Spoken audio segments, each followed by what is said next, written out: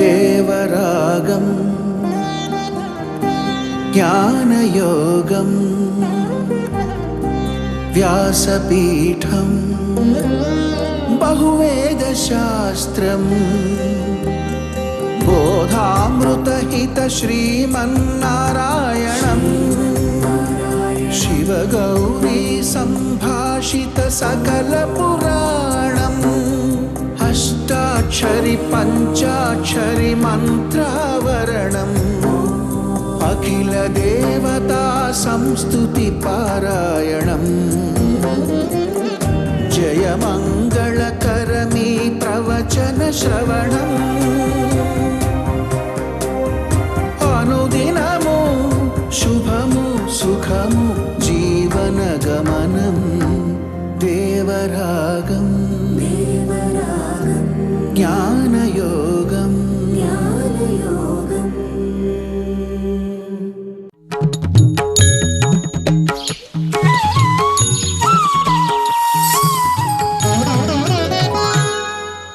ఆపదామపహర్తారం దాతారం సర్వసంపదాం లోకాభిరామం శ్రీరామం భూయో భూయో నమామ్యహం.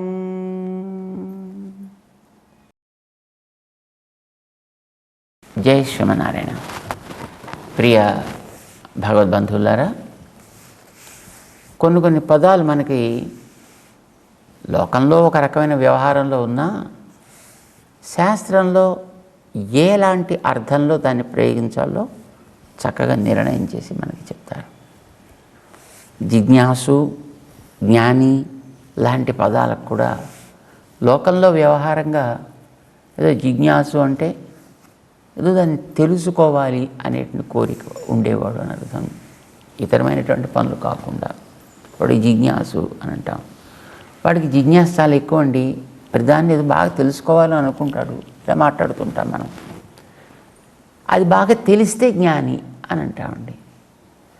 కానీ కృష్ణుడు 7వ అధ్యాయంలో 17వ శ్లోకంలో 4 రకాలుగా ఉండే సుకృతులను గురించినటువంటి వివరణ ఇచ్చే సందర్భంలో ఈ 2 పదాలు వాడాడు, జిజ్ఞాసు, జ్ఞాని. కానీ వీళ్ళిద్దరికీ చాలా తేడా ఉందయా అని చెప్పాడు. దాన్ని ఏమిటో అది మనం ఈవేళ తెలుసుకుందాం. ముందుగా చెప్పిన శ్లోకాన్ని చదువుతాం. చతుర్విధా భజంతే మాం జనాః సుకృతినోర్జున ఆర్తో జిజ్ఞాసురర్థార్థీ జ్ఞానీ చ భరతర్షభ. హే భరతర్షభ, చతుర్విధా మాం భజంతే. అర్జున, 4 రకాలుగా ఉండేటటువంటి వాళ్ళు జనాలు నన్నే ఆశ్రయిస్తారు. అంటే నన్ను ఆశ్రయించి 4 రకాలుగా వాళ్ళు ఫలితాన్ని పొందుతూ ఉంటారు. ఎవరు వాళ్ళు అంటే అందులో పోయిన సంపదలు కోరుకునేవాళ్ళు కొందరు, కొత్త సంపదలు కావాలని కోరుకునేటువంటి వాళ్ళు కొందరు జిజ్ఞాసువులు, కొందరు జ్ఞానులు అని అన్నాడు ఆయన. అందులో జిజ్ఞాసువులు అని అంటే వాళ్ళకి జ్ఞాన సంబంధమైనటువంటి ఆధారమైంది నేను అనే జీవుడున్నాడే, జ్ఞానానికి అతనే ఆధారం, మూలము ఆయనే, కారణం ఆయనే. కనుక వాళ్ళు ఏం చేస్తారు, ఆయన్ని కోరుకునే వాళ్ళు కొందరు ఉంటారు. కానీ జ్ఞానానికి మూలం ఏంటి? జీవుడు. కనుక జీవుడి దగ్గర అంతవరకే తెలుసుకుని పరిమితమైపోయాడు కొందరు ఉంటారు. జీవుడు జ్ఞానం అనేది పరిపూర్ణంగా ఉంటే అన్ని వైపులా ఉండేది తెలుసుకోగలుగుతాడు. మనం ఉన్నాం అనుకోండి, మనకి చూపు ఎంత పెర్ఫెక్ట్ అయినా మనం ముందుండేదాన్ని చూడగలుగుతాం, వెనకుండేదాన్ని మనం చూడలేం. మనది 360 degrees కాదు కదండి మెడ తిరిగేది, ఇంత నుంచి ఇంతవరకే తిరుగుతుంది మనం. కనుక ఇక్కడ దాకా చూడగలుగుతాం, ఇటు తిరిగితే ఇక్కడ దాకా చూడగలుగుతాం. మరి వెనక ఏముందో మనం చూడాలంటే మళ్ళీ మనం వెనక్కి తిరగాల్సిందే. భగవంతుడికి అట్లాంటి అవసరం ఉండదు. ఎలా ఉంటుంది భగవంతుడికి? ఆయన ఎక్కడున్నా అన్నీ చూడగలుగుతాడు. అన్నీ చూడగలుగుతాడండి. ముందు వెనక పైన కింద పక్కన మూల ప్రశ్నే లేదు. ప్రతిదీ ప్రతి క్షణం ఆయన ముందర కనిపిస్తూనే ఉంటుంది. ఆయనకి ప్రత్యక్షం సర్వం కూడా. ఇది భగవంతుడు యొక్క స్వభావం. అలాంటి భగవంతుడు ఏ ఇతరమైనటువంటి అవసరం లేకుండానే సర్వము వ్యాపించినవాడు, ఏ ఇతర సాధనం అక్కర్లేకుండానే సర్వము తెలుసుకోగలిగినవాడు, ఏ ఇతర సాధనం అక్కర్లేకుండా సర్వము చూడగలిగినవాడు, సర్వము చేయగలిగినవాడు కనుకనే ఆయన గురించి చెబుతూ సహస్రశీర్ష పురుష సహస్రాక్ష సహస్రపాత్. ఆయనకి వేలాది చేతులు, వేలాది కాళ్ళు, వేలాది కళ్ళు. ఆయన గురించి చెబుతూ వేలాది కళ్ళు అంటే ఆయన కళ్ళు లేని చోటు లేదు. అంతటా మొత్తం ఆయన యొక్క దృష్టిపాతం ఉంటూనే ఉంటుంది. అన్నీ చూడగలుగుతాడంటే ఆయన, అన్నీ చేయగలరు. సహస్రాక్ష సహస్రపాత్, ఎక్కడ ఉన్నా అంతటా ఉండగలుగుతాడు ఆయన, అంతటికీ వెళ్ళిపోగలుగుతాడు. తమాషాగా చెప్తున్నాడు వేదంలో, ఆ శయానో యాతి సర్వగ. ఇక్కడే పడుకున్నట్టు ఉంటాడు ఆయన, కానీ అన్ని వైపులా ఆయన నిండి ఉంటాడు ఆయన. అంటే అంతటా ఉండేవాడు అర్థం అన్నమాట అని తెలుసుకుని, అలాంటి వాడే నా వెనక కూడా ఉండి నన్ను కూడా నడిపిస్తున్నాడు. జ్ఞానం పూర్తిగా ఉండడం అంటే అదే కదండి, లేకపోతే సగం సగం జ్ఞానమే అన్నట్టు కదా. ఇప్పుడు ఒక 20 రూపాయల బిళ్ళ ఉందనుకోండి, బిళ్ళని బాగా తెలుసుకోవాలంటే అర్థం ఏంటి? అది ఎలా ఉంటుందో తెలిసి దాని మీద ఒక పక్కన 20 రాసి ఉంటుంది, రెండో పక్కన బొమ్మ ఉంటుంది. ఇది తెలియడం. రెండు పక్కన తెలిస్తేనే నీకు దాని గురించి పూర్తిగా తెలిసిందని అర్థం. లేదండి నాకు ఆ 20 అనే మూల్యం ఒకటి ఉంటే చాలండి, ఆయన మూలం ఒక్కటే మాత్రం అట్టే పెట్టి నువ్వు వెనకాతలే తీసేసావనుకో, దానికి వెలువై చెల్లుబాటు కాదు. పూర్తిగా తెలియడం అంటే అదే కదండి దాని గురించి. అలాగే జ్ఞానం బాగా పండింది ఎప్పుడంటాం ఆ మాట? అంటే ఆ జ్ఞానం కలిగిన వాడికి అది ఎలా పనిచేస్తుందో పూర్తిగా తెలిసినప్పుడే. కొత్తగా కార్లు కొనుక్కుంటున్నారు చూడండి ఈ మధ్యన. ఆ కార్లు కొనుక్కున్న వాడికి కారు నడపడం వచ్చును, కానీ ఎప్పుడైనా ఆగిందనుకోండి మధ్యలో ఏం చేయాలో తెలియదు. లాభం ఏంటి? ఎక్కడ జనం లేని ఏ ఎడారిలోనో ఏ ఫారెస్ట్ లాంటి చోట అది కాస్త శుభ్రంగా టక్కమని ఆగిపోయి కూర్చుంది అనుకోండి, ఏమైందో తెలియకుండా కూర్చుంటే మనం అక్కడే ఉండాల్సి వస్తుంది. చేత నీ కారు నడపడం వచ్చింది అని అంటే అది ఒకవేళ ఆగితే ఎప్పుడైనా రిపేర్ వస్తే దాన్ని ఎట్లా సరిచేయాలో కూడా తెలిస్తే నీకు దాని గురించి బాగా తెలిసినట్లే. అలాగే ఒక పక్కన మూల్యం ఉంటుంది, ఆ రెండవ పక్కన దాన్ని చెప్పేటటువంటి ఏదో ఒక బొమ్మ ఏదో ఉంటుంది, అది తెలిస్తే నీకు కాయిన్ గురించి. నాకు మూల్యం ఒకటి తెలిస్తే చాలండి, రెండో పక్కన నాకు సంబంధం లేదు అనుకుంటే లాభం లేదు. అది అప్పుడు అది చెల్లుబాటు కాదు. అట్లాగా ఎవడో పక్కన లాగా 20 ప్రింట్ చేసి నీకు ఇచ్చాడు అనుకో, రెండు పక్కన నాకు ఇంకా ఐ డోంట్ కేర్ కనుక నాకు వచ్చేసింది అంటే తీసుకెళ్తే బజార్లో ఇస్తే చెల్లుబాటు కాదు బాబు అంటాడు. లేదు ఎక్కడ నువ్వు తయారు చేసి పట్టుకొచ్చావు, ముందర ఎక్కడ చేసావో చెప్పని తీసుకెళ్ళి లోపల పెట్టి అప్పుడు వాడికి సుందరధ్వం చేస్తారనమాట. వాడికి తెలియడం అంటే నాకు రెండు వైపులా తెలిసినట్లు లెక్క. అలాగే జ్ఞాని, జ్ఞానం బాగా కలిగినవాడు అంటే ఈ జ్ఞానానికి ఆశ్రయమైన నేను, నా వెనక ఆధారమై ఉండేవాడు ఆయన, నన్ను తన వస్తువుగా చేసుకొని నడిపిస్తూ ఉండేటటువంటి శేషి ఆయన, నేను ఆయనకే చెందినవాడిని, నేను చేసే ప్రతిదాన్ని చేయించేవాడు ఆయన కనుక కలిగే ప్రతి ఫలితానికి కూడా ఫలభోక్త ఆయనే. ఆ విషయాన్ని మరిచిపోకుండా ఉంటూ ఆయన ఆదేశానికి తగ్గట్టుగా నేను ప్రవర్తిస్తూ ఉండాలి అని తెలిస్తే నిజంగా జ్ఞానం ఉన్నందుకు చేయాల్సిన పని ఏదో చేసినట్లయిక, తెలియాల్సిందేదో తెలిసినట్లయిక, అప్పుడే వీడు జ్ఞాని అవుతాడు. లేదండి, నన్ను మాత్రం నేను తెలుసుకుంటా, అంతవరకే నాకు కావాల్సింది, అంతవరకే నాకు చాలు, మిగతావన్నీ నాకు అవసరం లేదు అంటే నీకు సగమే తెలిసిందని అర్థం. నువ్వు కాయిన్లో 20 అని ఉండేవి మాత్రమే చూసావు, ఇంక ఎక్కితే చాలనుకున్నావు, వెనకాతలు నీకు చూడాలనేటువంటి ఇంగితం కూడా నీకు కలగలేదు. ఇప్పుడు నువ్వు దాన్ని తీసుకెళ్ళి బయట చెల్లుబాటు అవ్వదు కదా అది. అలాగే ఎక్కడైనా అవడం దాని మీద ఒక ముద్రణ చేసి ఇచ్చి ఉండొచ్చు నీకు. అంచేత సగం సగం తెలియడం వేరు, పూర్తిగా తెలియడం వేరు. పూర్తిగా తెలియడం అంటే భగవంతుడికి నేను చెందినవాడిని, భగవంతుడికి నేను శేషభూతుడిని, భగవంతుడినే పొందాల్సిన వాడిని. ఇది తెలిస్తే వాడు జ్ఞాని, జ్ఞానం పూర్తిగా ఉన్నవాడు.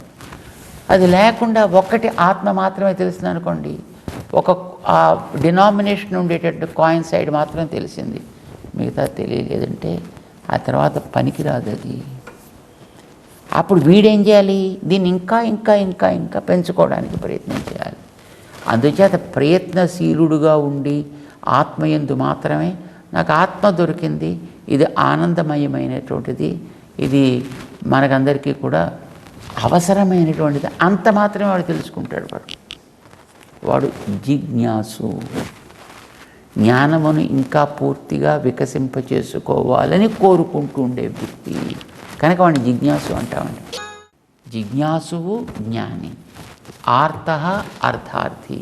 ఈ నలుగురికి కూడా ఆయా స్థితి కలగాలి అంటే ఇవ్వాల్సింది నేనే. ఎందుకంటే ఇవన్నీ నావే, జీవుడు కూడా నావాడే కదా, నా చేతుల్లో ఉండేవాడే కదా. చేత వాడికి కలగాల్సినటువంటి జ్ఞానం వాడికి ప్రకాశించాలని నేనే ఇవ్వాలి వాడికి, నన్ను చేరాలన్నా నేనే ఇవ్వాలి వాడికి. ఇంకొక రకంగా నేను అందేవాడిని కానీ కాదు కనుక. ఇది 4 రకాలు, అన్నీ వాళ్ళకి అవసరం నేను ఇస్తాను. మనకి మన శాస్త్రాల్లో అమ్మవారి గురించి ఒక చోట అందంగా మనకి అనుగ్రహిస్తూ ఎలాంటి భావం ఆవిడ కలిగి ఉంటుంది అంటే, ఎవడికి ఏది ఇచ్చినా ఎంత ఇచ్చినా ఇంకా ఆవిడకి తృప్తి ఉండదుటండి. అది ఇంకొంచెం ఇస్తే బాగున్నాయి, ఇంకొంచెం ఇస్తే బాగున్నాయి, ఇంకొంచెం ఇస్తే బాగున్నాయి అని అనుకుంటుందిటండి ఆవిడ. ఎవరికి తన విషయంలోకి వచ్చి ఒకసారి చేతులు జోడించి మనసారా ఎవడు సేవిస్తాడో అట్లాంటి వానికి ఐశ్వర్యం అక్షరగతిం పరమం పదం వా యస్మై, ఏ వాడైనా ఎవడైనా పాడు ఏం చేస్తే ఇస్తున్నాయి. అంజలి భరం వహతే వితీర్య, వాడు పాపం ఇలా 2 చేతులు ఏదో నలుగురు పెడుతున్నారు కదా, అక్కడ పెట్టకపోతే బాగుండదు అనుకుంటారేమో అని వాడిలో పెట్టాటండి. వాడు మనస్ఫూర్తిగా పెట్టింది కాదు, వాడు కేవలం నలుగురు చేస్తున్నారు కనుక. చూడండి, మనకి 10 మంది అలా మంచి ఊపుగా ఏదో ఇలా గెంతుతున్నట్టే మనం కూడా అందులో కూర్చుని మనకు కూడా అనిపిస్తూ ఉంటుంది. మనకి చేద్దామని మనకి ఇష్టం ఉండకపోవచ్చు, కానీ ఒక ప్రవాహపు మధ్యలో నువ్వు ఉండేటప్పుడు దానికి తగ్గట్టుగానే నీలో కూడా ప్రవృత్తులు సాగుతూ ఉంటాయి కదా. అట్లానే నలుగురు పెడుతున్నారు నమస్కారాలు, సరే మనం కూడా పెట్టకపోతే బాగుండదేమో అని కాస్త బిడౌట్ ఇచ్చేసి తర్వాత ఏదో బాబు ఇలా కాస్త గడ్డాన్ని సవరించుకోవడానికి చేస్తున్నట్టుగా ఏదో ఇలా పెట్టినాయి.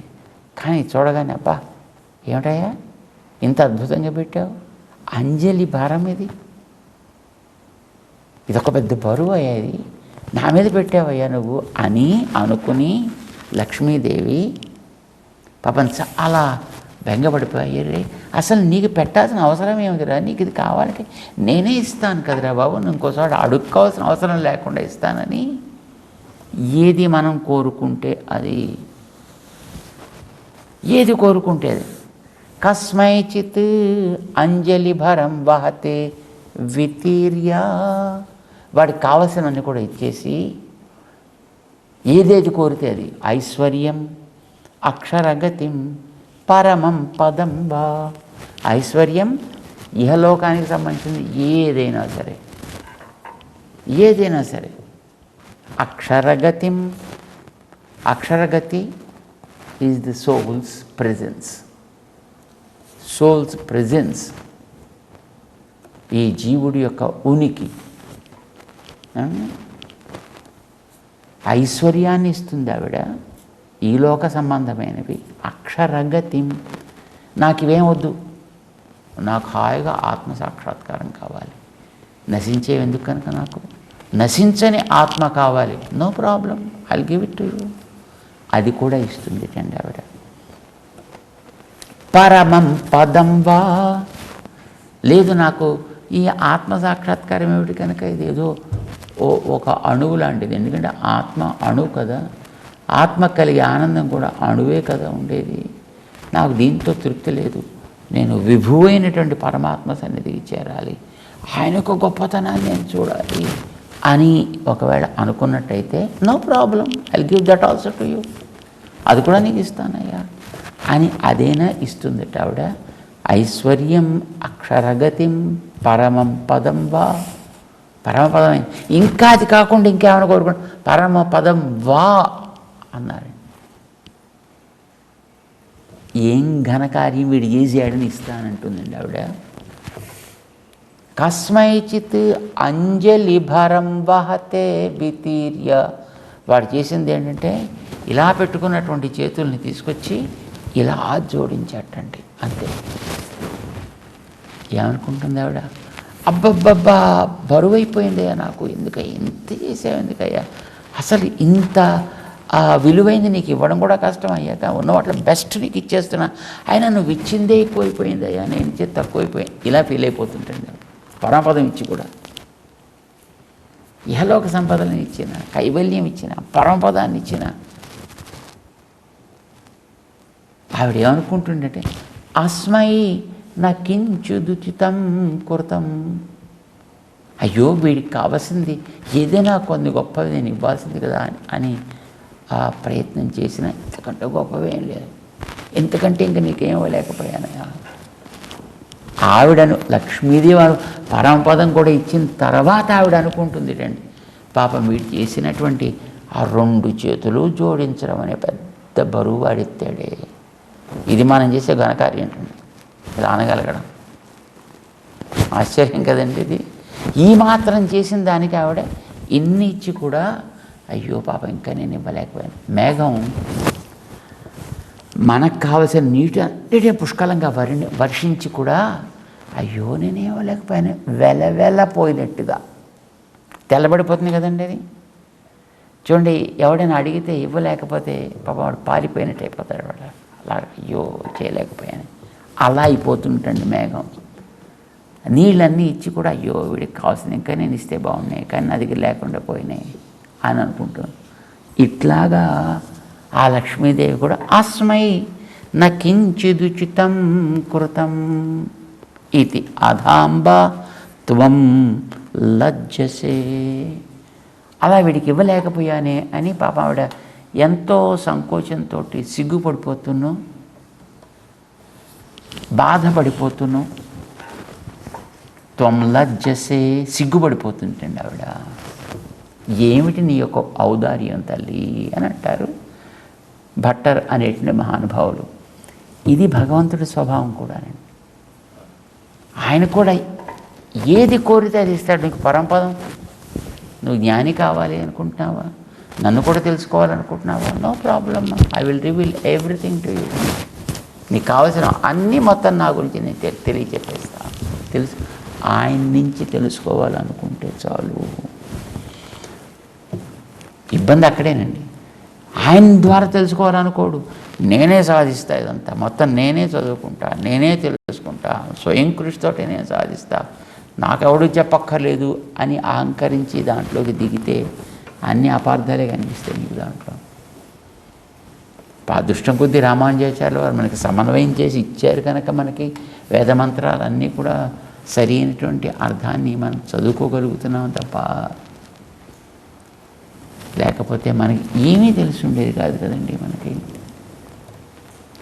మనకి అన్ని రకాలు తెలియజేస్తాటండి. నీకు ఏది కావాలంటే అది ఇస్తా, నీకు మోక్షం కావాలంటే ఇస్తా, ఆత్మసాక్షాత్కారం కావాలంటే ఇస్తా, ఐశ్వర్యాదులు కావాలంటే ఇస్తా, ఏదైనా అనుభవించాలిగా పర్వాలేదు. ఇలాగా 4 రకాలుగా ఉండేటటువంటి వాళ్ళందరికీ కూడా చతుర్విధ భజంతే మాం జనా, వీళ్ళందరూ కూడా సుకృతులే. దుష్కృతుల గురించి గతంలో చెప్పా. వాళ్ళు దేనికి నా జోలికి రారు, నా దగ్గరికి రారు, బాధపడతారు, ఏదో సంపాదిస్తారు, తాత్కాలికంగా ఏదో ఒక అనుభవం ఉంటుంది, తాత్కాలికంగా వాళ్ళకి సుఖం కూడా ఉండొచ్చు, కానీ తర్వాత పోయిన తర్వాత పాపం వాళ్ళు ఏడుస్తారయ్యా వాళ్ళు. చూడండి, మనకి కొందరు రాజకీయ నాయకులు ఆ ఊళ్ళల్లో జలాలు ప్రవహించేటువంటి ఏరియాస్లో వాళ్ళకేవో అవసరాలు ఉన్నాయి కదా అని, వీళ్ళకు కూడా వాళ్ళ నుంచి అవసరాలు కూడా ఉన్నాయి కదా అని ఆ జలాశయాలుగా ఉండాల్సిన ఏరియాస్లో శుభ్రంగా ఇళ్ళకి వాళ్ళకి కావాల్సినటువంటి పర్మిషన్స్ ఇచ్చేసి పట్టాలు ఇచ్చేసి కట్టేసుకుంటారు ఇళ్ళు. వీడికి ఈ ఇళ్ళు ఆ ఇళ్ళు అని పేరు పెట్టేసి వీడికో 100 ఇళ్ళు, వాడికి 200 ఇళ్ళు, వాడికి 1000 ఇళ్ళు, 2000 ఇళ్ళు, 10,000 ఇళ్ళు, 1,00,000 గృహాలు మేము ఇచ్చేస్తున్నాం. అరే ఎక్కడిస్తావా నువ్వు? దేంట్లో ఇస్తావు నువ్వు? అంటే అక్కడ దేవుడికి చెందినట్టు ఏదో ఒక భూమి ఉంటుందండి, దేవుడి కాలం ఉండేది అక్కడ, దేవుడి చెరువు ఉండేది అక్కడ, ఆ చెరువును వీడు ఆక్రమించేసి దాంట్లో వీడికి ఇల్లు కట్టించేస్తాడు. పుచ్చుకున్న వాడికి కూడా బాగానే ఉంటుంది, వీడికి పబ్బం గడిచిపోయింది. వీడికి ఓట్లు కావాలనుకున్న వాళ్ళు ఓట్లు వేసేసారు, వీడు పదవిలోకి వచ్చేసాడు. వీడు ఆ తర్వాత ఎప్పుడో అవుతారు బ్రహ్మాండమైనటువంటి క్లౌడ్ బర్స్ట్ అయిపోయింది, పెద్ద వాన వచ్చింది, నీళ్లు సహజంగా వెళ్ళి చేరే చోటు అది, అక్కడ వీడు ల్యాండ్ ఇచ్చేసాడు, వాళ్ళు ఇల్లు కట్టేసుకున్నాడు. ఏమవుతాయి మళ్ళీ అవన్నీ శుభ్రంగా నీళ్ళు అవన్నీ వచ్చి అవన్నీ కూడా మునిగిపోతాయి. ఇగో నువ్వు నా దగ్గరికి రాకుండా ఎవరి దగ్గరికైనా పోతే అలాంటి స్థితి ఏర్పడుతుంది. ఎవడో నీకు ఇస్తాడు, ఏదో నీకు ఇస్తాడు, ఇచ్చినప్పుడు ఓహో కొత్తగా బ్రహ్మాండంగా ఇల్లు కట్టి దాని గృహప్రవేశం చేసి పెద్ద ఫంక్షన్ చేసి ఆ ఇచ్చినటువంటి ఎమ్మెల్యే గారిని పిలిచి ఆయనకు సత్కారం సన్మానం చేసి ఇవన్నీ నువ్వు బాగానే చేసావు. కానీ తర్వాత ఫ్లడ్ వచ్చిన తర్వాత అది మునిగిపోతే ఆ ఇల్లు, అయ్యో మమ్మల్ని పట్టించుకునే నాదుడు లేదే, గవర్నమెంట్ నన్ను పట్టించుకోవట్లేదని గవర్నమెంట్ పడి ఏడుస్తాడు. అప్పటికి ఈ గవర్నమెంట్ మారిపోతుంది, కొత్త గవర్నమెంట్ వస్తుంది, వాళ్ళ మీద పడి ఏడుస్తాడు నాకు చేయలేదని. అసలు నువ్వు అక్కడ ఎందుకు కట్టేవరా నాయన నువ్వు? అంటే వాడిచ్చాడు, వాడికి ఇవ్వడానికి అధికారం ఎవడిచ్చాడు వాడికి దాంట్లో? ఇది మిగతా వాళ్ళంతా చేసే పని. ఇతరుల దగ్గరికి కనుక నువ్వు పోయినట్టయితే అర్జున, తద్వారా నీకు లభించేవి ఏవైనా అదిగో అలానే ఉంటాయి. అందుకు నాకు బాధ, ఎందుకంటే నువ్వు నా వాడివి కదా, తర్వాత మళ్ళీ నువ్వు వేడిస్తే నాకే కదా బెంగ. కనుక ఇప్పుడు తాత్కాలిక సుఖాన్ని చూసుకుని తర్వాత ఏడుపు తెచ్చుకోకయా.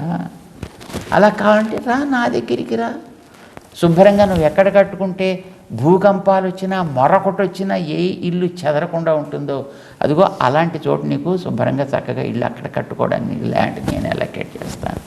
Enjoy it, that is the best thing. కనుక ఏదైనప్పటికీ కూడా అది నీకు సుకృతివికా, నన్నడు నువ్వు సుకృతి అవుతావు. అది ఆర్తః జిజ్ఞాసు అర్థార్థి జ్ఞానీచ.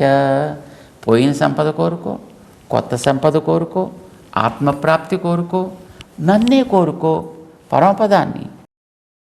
ఏది కోరుకున్నా నా దగ్గరికి వచ్చి కోరుకుంటే నేను ఇచ్చేది నీకు అద్భుతమైనటువంటి సుఖాన్ని ఇచ్చేట్టుగా అది చేసి నేను నీకు ఇస్తా. నేను మిగతా ఇవ్వను అనేటటువంటిది మాట ఎక్కడ లేదు. చరిత్ర ఒకసారి తిరిగేసి చూసుకో, ఎంతమందికి ఎన్ని రకాలైనటువంటి వాటిని నేను ప్రసాదించానో నీకు తెలుస్తుంది. ఇది 16వ శ్లోకంలో స్వామి చెప్పినటువంటి ఒక అద్భుతమైనటువంటి సందేశం. అయితే అక్కడితో ఆగలేదేనా, అలాగ తనను ఆశ్రయించినటువంటి వాళ్ళు ఎంత గొప్పవాళ్ళు, ఎంత తనకి ఇష్టం అవుతారో కూడా తర్వాత మనకి చెప్తున్నాడు. తెలుసుకునే ప్రయత్నం చేద్దాం. జై శ్రీమన్నారాయణ.